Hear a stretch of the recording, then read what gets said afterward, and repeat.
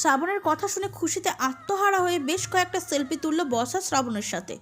তারপর শ্রাবণ বর্ষার সাথে বিদায় নিয়ে গাড়িতে উঠে সেখান থেকে চলে গেল। এরই মাঝে একবার বৃষ্টির দিকে ফিরেও তাকালো না শ্রাবণ। এমন আচরণ করলো যেন বৃষ্টিকে ও চেনেই না। শ্রাবণ চলে যেতে বৃষ্টি মাটি থেকে উঠে জামা কাপড় ঝাড়তে ঝাড়তে বর্ষার কাছে এসে দাঁড়ালো। রাগে যেন বৃষ্টির শরীর জ্বলে যাচ্ছে। বৃষ্টি কাছে আসতে দেখে বর্ষা বলল, ও বৃষ্টি, আনন্দে আমার নীল আকাশে উঠতে মন চাইছে রে। শ্রাবণ চৌধুরী আমায় পড়ে যাওয়া থেকে ধরে ফেলে বাঁচিয়ে নিয়েছে, আমার সাথে সেলফি উঠিয়েছে, আবার আমার কোথাও লেগেছে কিনা সেটাও জিজ্ঞাসা করলো। উফ, খুশিতে আমি পাগল হয়ে যাবো রে বৃষ্টি। কথাগুলো বলে ফোনে থাকা শ্রাবণের সেলফিতে কিস করতে লাগলো বর্ষা। তারপর বৃষ্টিকে পাশ কাটিয়ে চলে গেল। আর এদিকে বৃষ্টি রাগে আগুন হয়ে মনে মনে বলল, কত বড় শয়তান হারামি ছেলে একটা। এতদিন আমার পেছনে ঘুরে এখন এমন আচরণ করলো যেন উনি আমায় চেনেনই না। আমি নিচে পড়ে গেলাম, আমায় ধরলেও না একবার, অথচ বর্ষাকে ঠিকই ধরে ফেললো। আর কি সুন্দর করে সেলফি উঠলো বর্ষার সাথে। আবার জিজ্ঞেস করলো কোথাও লেগেছে কিনা। শালা লুচু একটা, আমাকে এখন আর ভালো লাগে না তাই না? আর উনি নাকি আমায় ভালোবাসতো। নিকুচি করে তোর ভালোবাসার বেটা খাডাস। কথাগুলো মনে মনে বলে রাগে ফুসফুস করতে লাগলো বৃষ্টি। আর তখনই বর্ষার দিকে তাকিয়ে দেখলো বর্ষা ওই সেলফির ছবি নিয়ে অনেকগুলো মেয়েকে দেখাচ্ছে। আর তাদের মাঝ থেকে কেউ কেউ বলছে। এক একজনের এক এক রকমের কথা শুনে রাগে যেন গায়ে আগুন লেগে যাচ্ছে বৃষ্টির। বৃষ্টি মনে মনে সবাইকে গালাগালি করতে করতে বলল, লুচু মেয়ের দল কোথাকার। কিভাবে কথা বলছে এক একটা, যেন শ্রাবণকে এখন সামনে পেলে চিবিয়ে খেত। ইচ্ছে তো করছে সবগুলোর গায়ে আগুন লাগিয়ে দিই, তবে যদি মনে জ্বালা মেটাতে পারে। কত বড় সাহস ওদের, ওরা আমার শ্রাবণের দিকে নজর দেয়। সবগুলো চোখ উফরে নিতে ইচ্ছে করছে, শাকচুন্নির দল। কথাগুলো ভেবে রাগে ফুসফুস করতে করতে ক্লাসে চলে গেল বৃষ্টি। কিছুতেই যেন ওর রাগ কন্ট্রোল হচ্ছে না। বারবার চোখের সামনে ভেসে উঠছে বর্ষাকে পড়ে যাওয়া থেকে ধরে ফেলা শ্রাবণকে। বৃষ্টির আগে ফুসফুস করছে। আর তখনই বৃষ্টির পাশে এসে বসে মাহিব বলল, কি হয়েছে চাঁদনি, তোমার এমন দেখাচ্ছে কেন? মাহিবের কথার উত্তরে বৃষ্টি আনমনা হয়ে বলল, বেটা খাটাস শয়তান, লুচু গন্ডার, আফ্রিকান কুমির, নাইজেরিয়ান হাতি, তোরে আমি আইসক্রিমের মতো চিবিয়ে খাবো। কথাগুলো বলে রাগে ফুসফুস করতে লাগলো বৃষ্টি। বৃষ্টির কথা শুনে মাহিব অবাক হয়ে বড় বড় চোখ করে বৃষ্টির হাতে ধরে ঝাঁকুনি দিয়ে বলল, এই চাঁদনি, কাকে কি বলছো এসব? আমাকে এভাবে গালি দিচ্ছ কেন? কি করলাম আমি? মাহিবের কথা শুনে বৃষ্টি হুঁশ এলো। বৃষ্টি আমতা আমতা করে বলল, আরে আপনি এখানে? সরি, আমি আসলে খেয়াল করিনি, প্লিজ কিছু মনে করবেন না। হ্যাঁ, আরে সরি বলতে হবে না, আমি কিছু মনে করিনি। তুমি কিন্তু এত রেগে আছো কেন বলো তো? আর এতক্ষণ কি সব আজব বাজব ভাষায় গালি দিচ্ছিলে? কাকে? কই না তো, আমি আবার কাকে গালি দিব? আর আমি রেগে আছি আপনাকে কে বললো? আমি ঠিক আছি। ওকে ওকে, ঠিক আছে চাঁদনি, বুঝেছি আমি। এখন বলো তুমি কেমন আছো? ভালো আছি। আচ্ছা, আপনি একটা কথা বলেন তো, মাহিব, আমায় কি দেখতে আজকে খুব খারাপ লাগছে? আমার চোখটা কি ট্যারা, নাকটা কি বোচা, নাকি আমি একদম গুট্টু? এসব কি বলছো তুমি আবোল তাবোল? কে বলেছে তোমায় ভালো লাগছে না? তোমার চোখ টেরা, নাক বোচা, তুমি গোটু। সত্যি বলতে তোমার মতো সুন্দরী মেয়ে আমি আর একটাও দেখিনি চাঁদনি। তাই তো প্রথম দেখাতেই তোমাকে আমি এতটুকু বলার সাথে সাথে বৃষ্টি মাহিবকে থামিয়ে দিয়ে বলে উঠল, আমি যদি সুন্দরী হই তাহলে সে কেন তাকালো না আমার দিকে? কেন আমি পড়ে গেলাম তবুও ধরলো না আমায়? গোমড়া মুখ করে বলল, তুমি কার কথা বলছো চাঁদনি? কে তাকায়নি তোমার দিকে? কই, আমি কিছু বলিনি তো। আমি কিছু বলতে পারি না। কেন বলবো আমি? আমি তো কাউকে ভালোবাসি না, তাহলে আমি এসব বলবো কেন? না না না না, আমি কিছু বলিনি, বলতে পারি না আমি। একা একাই বকবক করছে বৃষ্টি। বৃষ্টিকে এভাবে বকবক করতে দেখে মাহিব কিছু বলবে তার আগে ক্লাসে বসা সহ সবাই চলে এলো। সাথে স্যারও আসলো। সবাই চলে আসায় মাহিব আর কিছু বলতে পারলো না বৃষ্টিকে। তাই চুপ করে নিজের বেঞ্চে বসে রইল।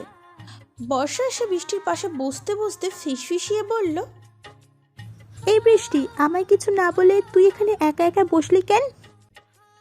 তোর সময় ছিল আমার কথা শোনার? তুই তো তোর ওই হিরোকে নিয়েই ব্যস্ত। আর বলিস না বৃষ্টি, তাকে নিয়ে আর ব্যস্ত হতে পারলাম কই। সে তো চলেই যায় বারবার, তবে খুব তাড়াতাড়ি তার সাথে আবার দেখা হবে, তাও আবার অনেক সময়ের জন্য। উত্তেজিত কণ্ঠে আস্তে করে বলল বর্ষা। বর্ষার কথা শুনে বর্ষার দিকে বড় বড় করে তাকালো বৃষ্টি, তারপর বলল, তাকে আবার দেখবি মানে? কোথায় পাবি তুই আবার তাকে? আরে তুই তো কখন চলে এসেছিস, তাই কিছু শুনিসনি? গত বছরের মতো এবছরও আমাদের কলেজের নবীনবরণ উৎসবে প্রধান অতিথি হয়ে আসবেন শ্রাবণ চৌধুরী। তাহলে সেই সুযোগে তার সাথে আমার আবার দেখা হবে, তাই না বল? বর্ষার কথা শুনে বৃষ্টির মুখে হাসি ফুটে উঠল, কিন্তু হাসিটা কেউ দেখার আগেই মুখটা রাগী ভাব করে বৃষ্টি বলল, মনোযোগ দিয়ে ক্লাস কর লুচ্ছু মাইয়া, ওনাকে নিয়ে বাড়িতে গিয়ে ভাবিস।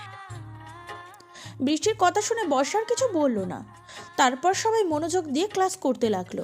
এদিকে কলেজ থেকে বেরিয়ে গাড়িতে বসে বৃষ্টির একটা ছবি হাতে নিয়ে শ্রাবণ মনে মনে বলল, তুমি কি ভেবেছো সুইটহার্ট, আমি তোমাদেরকে একবারও তাকাইনি? পাগলি মেয়ে একটা। তুমি আমার সামনে থাকবে আর আমি তোমায় না দেখে অন্য কাউকে দেখবো, সেটা কখনোই সম্ভব না। কিন্তু সেটা আর তোমায় বুঝতে দেবো না আমি। তুমি আমায় এই রূপেই দেখবে এখন থেকে। যতটা কষ্ট তুমি আমায় দিয়েছো অবহেলা করে, ততটা কষ্ট তুমিও পাবে আমার অবহেলা থেকে। আজকে আমি তোমার চোখে আমার জন্য ভালোবাসা দেখেছি জান। তুমি ভালোবাসতে শুরু করেছো আমায়, তাই তো বর্ষাকে আমার সাথে দেখে ওই রকম জ্বলে পুড়ে মরছিলেন আগে। এবার দেখো নিজের ভালোবাসার মানুষকে অন্য কারোর সাথে দেখলে কতটা রাগ ও কষ্ট হয়। তো যতদিন না তুমি নিজে থেকে আমার কাছে এসে তোমার ভালোবাসার কথা স্বীকার করবে, ততদিন আমি তোমার কাছে আর আগের রূপে যাব না জান। দেখাবো না আর আমার ভালোবাসাগুলো তোমায়। কথাগুলো বলেই মুচকি হেসে বৃষ্টির ছবিতে একটা কিস করলো শ্রাবণ। তারপর ছবিটা পকেটে রেখে দিল। তারপর ভাবতে লাগলো, কলেজ থেকে ওই মাহিব নামের ছেলেটার কোনো খোঁজ পেলাম না। আসলে কে ওই মাহিব? আমার কেন জানি বারবার সন্দেহ হচ্ছে মাহিবকে, কিন্তু বুঝতে পারছি না এমন কেন হচ্ছে। মাহিবের চেহারাটাও কেমন জানি চেনা চেনা লাগে, কার সাথে যেন মিলে যায় ওর চেহারা, বাট কে সে সেটাই মনে করতে পারছি না। আর পারবোই বা কী করে? মনে যে একজন খুঁটি কেটে বসে আছে আমার জান বৃষ্টি। আপাতত মাহিবের ওপর থেকে আমি সন্দেহের দৃষ্টিটা তুলে দিলাম, কারণ এখন আমার বেশি দরকার বৃষ্টির মনের কথা শোনা, বৃষ্টিকে জেলাস করা। কথাগুলো ভেবে বাঁকা হাসলো শ্রাবণ। কলেজের টাইম শেষ হতেই একে একে সবাই ক্লাস থেকে বেরিয়ে চলে যেতে নিল। আর তখনই বৃষ্টিকে পেছন থেকে ডাকলো মাহিব। মাহিবের ডাকে বৃষ্টি আর বর্ষা দুজনেই থেমে গেল। তারপর বৃষ্টি বলল, কি হলো, আমাদের ডাকছেন কেন? আমার প্রপোজালটার উত্তর দাও নেই তোমরা এখনো, তাই ডাকলাম। আমায় কি তোমাদের বন্ধু হিসেবে গ্রহণ করা যায় না? মাহিবের কথা শুনে বর্ষা আর বৃষ্টি দুজনেই মুচকি হেসে একসাথে বলল, ওকে, আজ থেকে আমরা ফ্রেন্ডস। Thank you. আজ আমি অনেক খুশি। চলো এই খুশিতে আর আমাদের বন্ধুত্ব শুরুর জন্য তোমাদের আমি আজকে ট্রিট দিব। মাহিবের কথা শুনে বর্ষা খুশি হয়ে বলল, ওকে ডান, আমরা রাজি, চলুন এক্ষুনি খাবো। বর্ষার কথা শুনে বর্ষাকে হাতের কোণয় দিয়ে গুঁতো দিয়ে বৃষ্টি আস্তে করে বলল, কি হচ্ছে কি বর্ষা, এভাবে কেউ বলে নাকি রাক্ষসী কোথাকার? তুমি ওকে বকছে কেন চাঁদনি? ও তো ঠিকই বলেছে। চলো আমরা সামনের ওই রেস্টুরেন্টে গিয়ে বসি। হ্যাঁ হ্যাঁ, চলেন চলেন। আহ বর্ষা, তুই কি রে? আরে আমি কি তা পরে জানবি, আগে তো চল। তারপর তিনজন মিলে কলেজের কাছে একটা রেস্টুরেন্টে গিয়ে বসলো।